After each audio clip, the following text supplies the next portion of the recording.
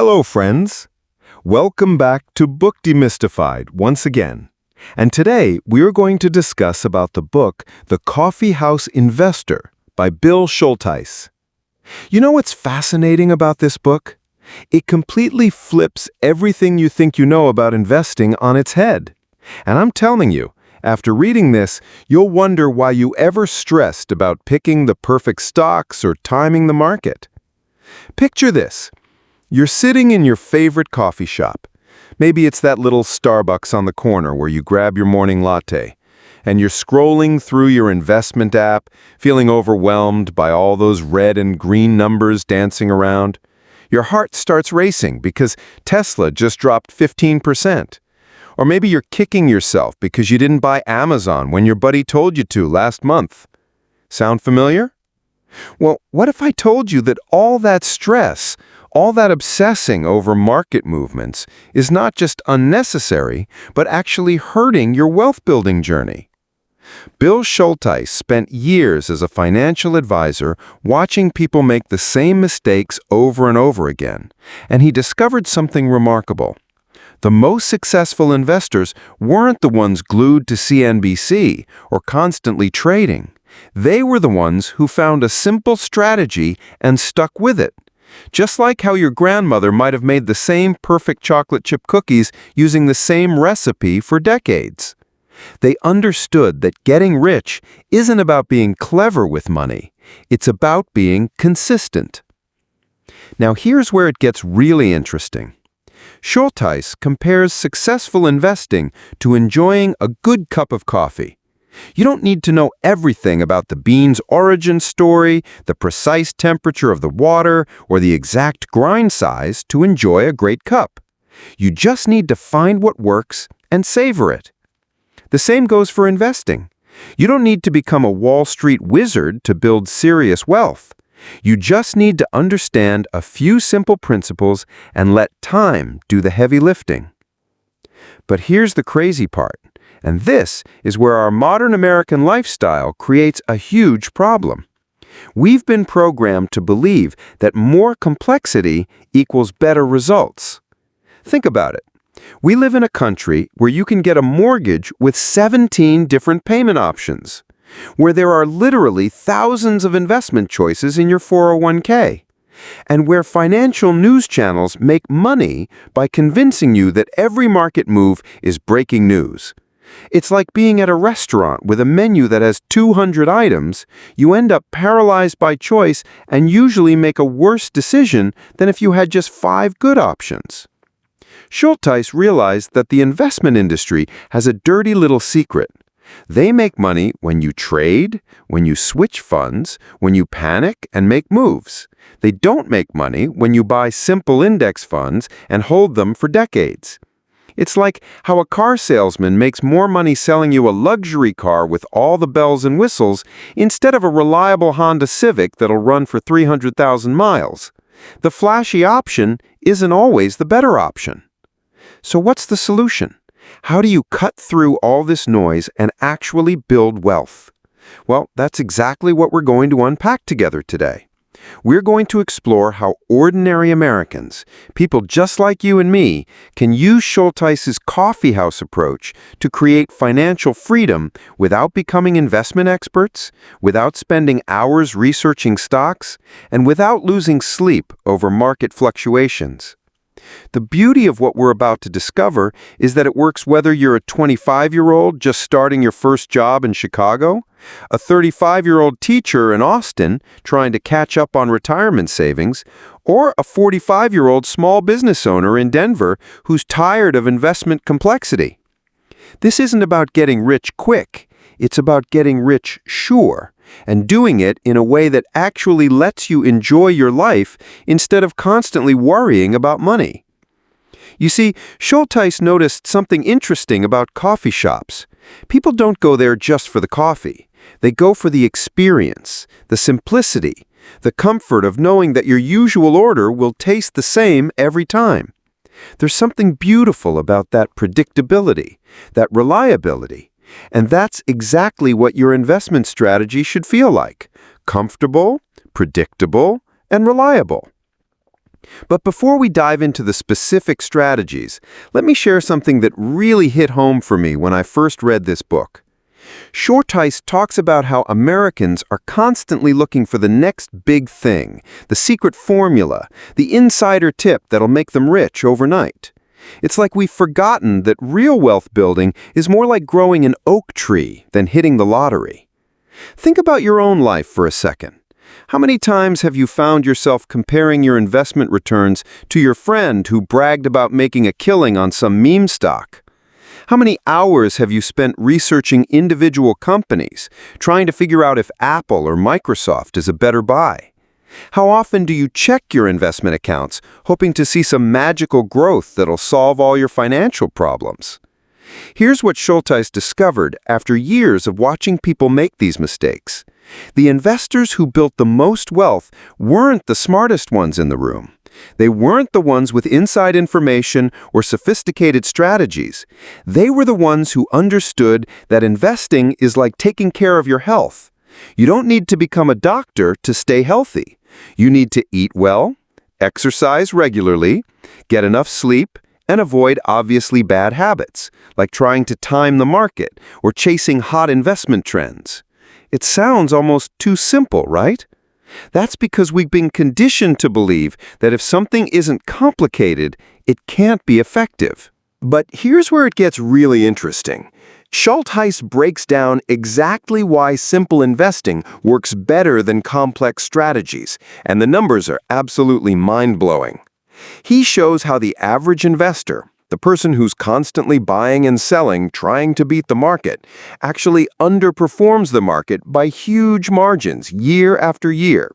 It's like trying to outsmart traffic by constantly switching lanes. You usually end up getting to your destination later than if you had just stayed in one lane. Now, I know what you might be thinking. This sounds too good to be true. If it's so simple, why isn't everyone doing it? Well, that's exactly what we're going to explore. We're going to understand the psychological traps that keep us from successful investing, the industry forces that profit from our complexity, and most importantly, how to build an investment strategy that's so simple and effective that you can literally set it up in one afternoon and then forget about it for decades. And here's the beautiful part. Once you understand these principles, you'll have more time and mental energy to focus on the things that actually matter in life. Instead of spending your evenings researching stocks or your weekends worrying about market performance, you'll have the freedom to pursue your hobbies, spend time with family, advance your career, or whatever else brings you joy. Schultheis calls this approach Coffeehouse Investing because it's meant to be as comfortable and routine as your daily coffee ritual. Just like you don't need to think about how to make coffee every morning, you just follow your routine and enjoy the result. Your investment strategy should be so simple and automatic that it practically runs itself. But let's get real for a moment. Living in America today, we face unique financial challenges that previous generations didn't have to deal with. Student loan debt has skyrocketed. The average college graduate leaves school with over $30,000 in debt. Healthcare costs continue to climb faster than wages. Housing prices in many cities have made homeownership feel impossible for young people. Social Security's future is uncertain. Traditional pensions have largely disappeared, replaced by 401k plans that shift all the investment risk onto individual employees. In this environment, learning to invest effectively isn't just nice to have, it's absolutely essential. But here's the good news. The same principles that Schultheis discovered in the 1990s are even more powerful today because we have access to lower-cost investment options than ever before. We can build diversified portfolios with expense ratios under 0.1%, something that was virtually impossible 20 years ago. The challenge isn't access to good investment options. It's cutting through all the noise and staying focused on what actually works. Every day we're bombarded with financial advice, market predictions, and investment sales pitches. Your social media feed shows ads for trading apps promising to make investing fun and easy. Financial news channels treat every market move like it's breaking news. Even well-meaning friends and family members share their latest investment tips. But here's what Schultheis realized. All of this noise is actually counterproductive. It's like trying to have a peaceful conversation in a crowded restaurant with music blaring and people shouting. The best strategy isn't to shout louder or try to process all the competing conversations. The best strategy is to find a quiet corner where you can focus on what matters. That quiet corner, in investment terms, is the simple, time-tested approach that we're going to explore today. It's based on academic research, proven by decades of real-world results, and used by some of the most successful institutional investors in the world. Yet it's so simple that you can understand it completely and implement it yourself without paying expensive management fees or constantly monitoring your portfolio. Hey, if you're enjoying our free book summaries and want to support what we do, there are a few easy ways to help. You can subscribe to the channel, become a member, or grab the book using our affiliate link in the description. And if you'd like to go a step further, you can also leave a tip via PayPal or UPI. The link's below. Every bit of support helps us keep creating valuable content for you. Now, let's dive into the heart of Schultheis' approach. The foundation of coffeehouse investing rests on three simple pillars, and I want you to imagine these like the three legs of a sturdy coffee table. Remove any one leg and the whole thing becomes unstable, but with all three legs in place, it can support tremendous weight for decades. The first pillar is asset allocation. Now, don't let that fancy term scare you. It's really just about not putting all your eggs in one basket. Schultheis discovered that how you divide your money between different types of investments, stocks, bonds, and cash, matters far more than which specific stocks or bonds you choose. It's like planning a balanced meal. The specific brand of vegetables you choose matters less than making sure you have vegetables, protein, and carbohydrates in the right proportions. Here's where this gets really practical for us Americans. Let's say you're 30 years old, working your first real job after college, maybe living in a city like Portland or Nashville. You've got student loans, you're renting an apartment, and you're trying to figure out this whole adult thing. The traditional advice might tell you to put 90% of your investments in stocks because you're young and can handle risk. But Schultheis suggests something more nuanced. He recommends thinking about your total financial picture, not just your investment accounts. If you've got a stable job, that's actually like owning a bond. It provides steady, predictable income. If you own a house, that's like owning real estate. So your investment portfolio doesn't need to replicate what you already have in your life. Instead, it should complement it. For most Americans, Schultheis suggests a simple three-fund approach that gives you exposure to the entire U.S. stock market, international stocks, and bonds. Think of it like ordering a coffee blend instead of trying to source beans from 17 different countries yourself. The blend is professionally mixed to give you a balanced flavor profile, just like this simple portfolio gives you balanced exposure to global economic growth. But here's where it gets interesting. Schultheis isn't just talking about any funds. He's specifically advocating for index funds. Now, if you're not familiar with index funds, think of them like this. Imagine if instead of trying to pick the best 5 players for a basketball team, you just said, "I'll take a tiny piece of every player in the entire league." You wouldn't have the best team, but you'd be guaranteed to own a piece of all the superstars, and you'd never have to worry about your star player getting injured or having a bad season. That's exactly what index funds do with stocks.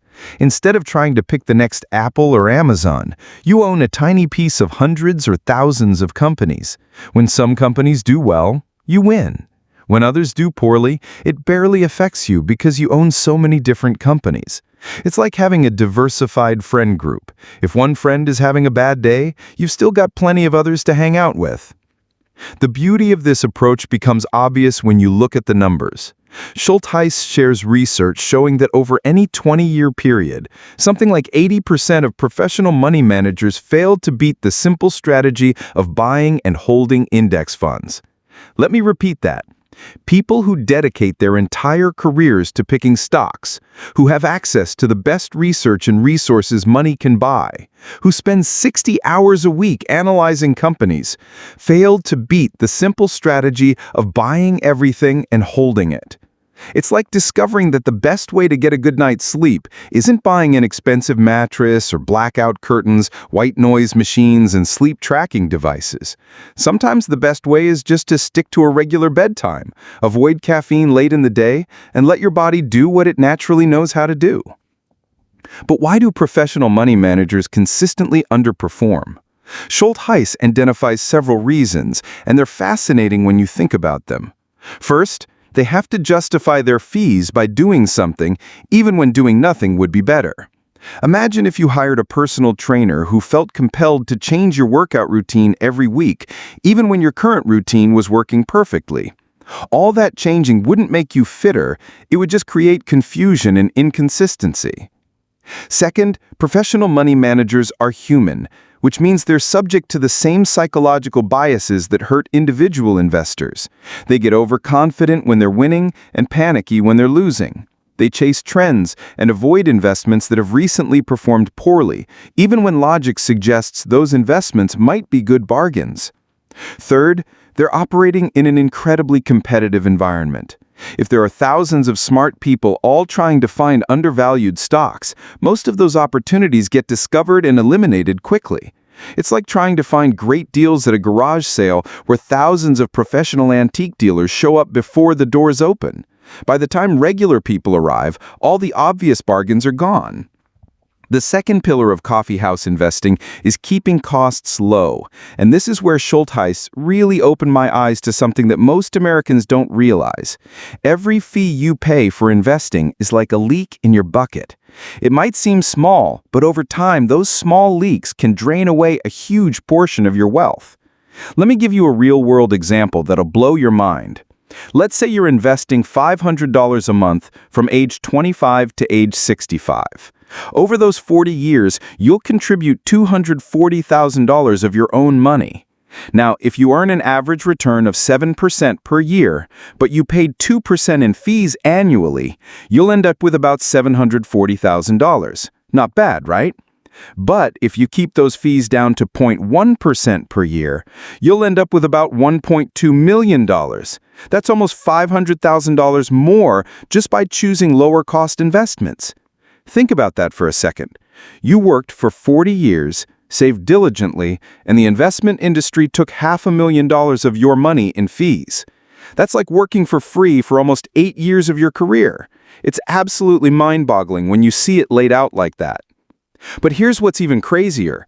Most Americans have no idea how much they're paying in investment fees. It's like going to a restaurant where the menu shows the price of the food, but doesn't mention that there's also a service charge, tax, tip, and kitchen fee. By the time you get the final bill, you've paid twice what you expected. The investment industry has gotten very clever at hiding fees.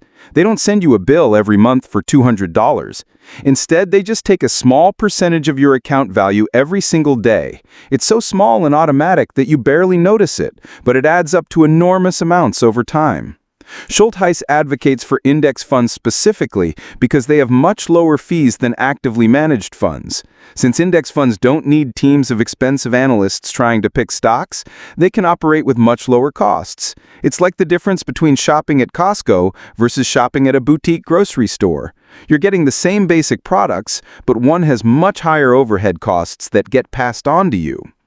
The third pillar is having the discipline to stay the course. And honestly, this might be the hardest part for most Americans. We live in a culture that celebrates quick fixes and instant gratification. We can get almost anything delivered to our door within 24 hours. We can stream any movie ever made instantly. We can get answers to any question by asking our phones. But investing requires a completely different mindset. It requires the patience to plant oak trees instead of looking for mushrooms. It requires the discipline to stick with your plan when everyone around you is panicking or getting greedy. It requires the wisdom to ignore the constant noise of financial media and trust in time-tested principles. Schultheis shares a powerful story that really illustrates this point. He talks about investors during the 2008 financial crisis, when the stock market dropped by about 50%. The investors who panicked and sold their stocks locked in those losses permanently. But the investors who stayed calm and kept contributing to their retirement accounts were buying stocks at half price. 5 years later, those patient investors had not only recovered their losses, but had built significant additional wealth. It's like being at a department store during a massive sale. While everyone else is panicking about the low prices, thinking something must be wrong, the smart shoppers are calmly filling their carts with quality items and bargain prices. The stock market works the same way. The best buying opportunities often come when everyone else is scared and selling. But staying disciplined isn't just about not panicking during market crashes. It's also about not getting greedy during market booms. Schultheis points out that some of the biggest investment mistakes happen when people get overconfident and start taking unnecessary risks. Think about what happened during the dot-com bubble in the late 1990s. People were quitting their jobs to become day traders. Taxi drivers were giving stock tips. Everyone thought they were investment geniuses because everything was going up. But when the bubble burst, those same people lost fortunes because they had abandoned sensible diversification and risk management. The same thing happened more recently with cryptocurrency and meme stocks. People saw others making quick profits and abandoned their long-term investment plans to chase these trends. Some got lucky and made money, but many more lost significant amounts because they were essentially gambling rather than investing. Schultheis's approach protects you from these boom and bust cycles because it's designed to capture the long-term growth of the economy without trying to predict which route will have the least traffic on any given day. It's like taking a cross-country road trip. You don't try to predict which route will have the least traffic on any given day. You just choose a generally good route and trust that you'll reach your destination if you keep moving forward. Now let's talk about how to actually implement this strategy in your own life. The beautiful thing about Coffeehouse investing is that you can set it up in a single afternoon and then largely forget about it. It's like setting up automatic bill pay for your utilities. Once it's configured, it just runs in the background while you focus on more important things. The first step is determining your asset allocation, which is just a fancy way of deciding what percentage of your money goes into stocks versus bonds. Schultheis provides some general guidelines, but the exact percentages matter less than choosing something reasonable and sticking with it. For younger Americans, say those in their 20s and 30s, he suggests something like 70% stocks and 30% bonds. If you're in your 40s, maybe 60% stocks and 40% bonds. If you're in your 50s and approaching retirement, perhaps 50% stocks and 50% bonds. But these are just starting points. Your personal situation might call for something different.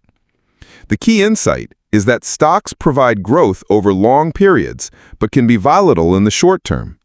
Bonds provide stability and income, but don't grow as much over time. By combining both, you get a portfolio that can grow your wealth over decades while smoothing out some of the short-term ups and downs. For the stock portion of your portfolio, Schultheis recommends splitting it between U.S. stocks and international stocks. Something like 60% U.S. and 40% international gives you exposure to economic growth around the world. It's like having friends in different cities. When one city is going through tough times, your friends in other cities might be doing well. The specific funds Schultheis recommends are total stock market index funds for the U.S. portion, international stock index funds for the foreign portion, and total bond market index funds for the bond portion. These funds are available from companies like Vanguard, Fidelity, and Schwab, often with expense ratios under 0.1% per year. Once you've chosen your allocation and selected your funds, the next step is automating your investments. This is crucial because it removes emotion and human error from the equation. Set up automatic transfers from your checking account to your investment accounts, just like you might set up automatic payments for your rent or car loan. The amount you invest matters less than the consistency. Whether it's $100 a month or $1,000 a month, the key is making it automatic and sustainable. It's like exercise. Doing something consistently is much more important than doing something perfectly. One of the most powerful concepts Schultheis discusses is dollar cost averaging, which happens automatically when you invest the same amount every month. When stock prices are high, your monthly investment buys fewer shares. When stock prices are low, your monthly investment buys more shares. Over time, this averaging effect helps smooth out market volatility. Think of it like buying gasoline. Sometimes gas prices are high and you get fewer gallons for your $50. Sometimes gas prices are low and you get more gallons for the same $50. If you're buying gas regularly regardless of price, you automatically average out the price fluctuations over time. The same thing happens with your investments. By investing the same amount every month regardless of market conditions, you automatically buy more shares when prices are low and fewer shares when prices are high. This takes all the guesswork out of trying to time the market. But here's where Schultheis really drives home an important point. You need to rebalance your portfolio periodically to maintain your target allocation. Over time, some investments will grow faster than others, which will throw off your intended balance. Let's say you start with 70% stocks and 30% bonds. After a great year for stocks, you might find yourself with 80% stocks and 20% bonds. Rebalancing means selling some stocks and buying some bonds to get back to your target 70-30 allocation. It sounds counterintuitive, selling your winners to buy your losers, but it's actually a very disciplined way to buy low and sell high. You don't need to rebalance constantly. Once or twice a year is plenty, maybe when you do your taxes or around your birthday. It's like getting a tune-up for your car. You don't need to do it every month, but doing it regularly keeps everything running smoothly. Now, let's address some of the common objections people have to this approach, because I know some of you might be thinking, this sounds boring, or how can I get rich if I'm just buying average investments? First, about the boring part, Schultheis argues that boring is exactly what you want in an investment strategy. Your investments should be like your plumbing or electrical system. You want them to work reliably in the background without requiring constant attention or causing drama. Save the excitement for other areas of your life. Think about it this way. Would you rather have a spouse who's exciting and unpredictable, sometimes wonderful and sometimes terrible, or would you rather have a spouse who's consistently loving, supportive, and reliable? Most people would choose reliability when it comes to important life decisions. And your financial future is pretty important. As for getting rich with average investments, here's the thing. Average market returns are actually quite good over long periods. The U.S. stock market has averaged about 10% annual returns over the past century, including the Great Depression, World War II, the 2008 financial crisis, and every other disaster you can think of. If you can earn 10% per year over 30 or 40 years, you'll build substantial wealth, especially if you're saving consistently. The people who get into trouble are usually the ones trying to beat those average returns by taking excessive risks or trying to time the market.